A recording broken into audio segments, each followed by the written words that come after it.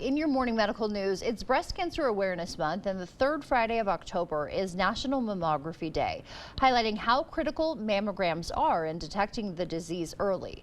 New research shows false positive on mammograms are discouraging women from getting future screenings. The study shows only 61% of women returned for follow-up screening. Dominic Garcia has more. To understand the latest study out of UC Davis, you have to know what a false positive is.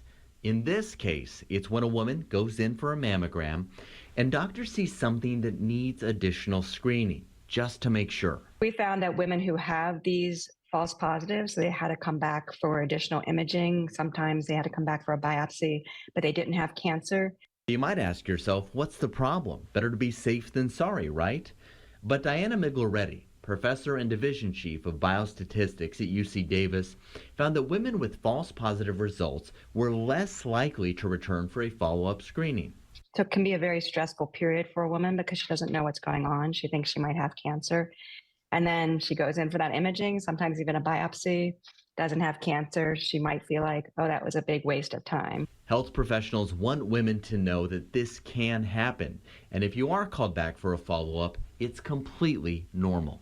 It's really important for women to understand that it's a normal part of the screening process. It's a frequent part. 10% of screening mammograms require this additional imaging. It almost always turns out to be normal. False positives can happen for reasons including breast density and normal variations in breast tissue. Migloretti says doctors should explain false positive results, reassure patients, and stress that continued screening is critical. Younger women are more likely to have breast dense tissue, which is why they have a higher incidence of false positives on mammograms.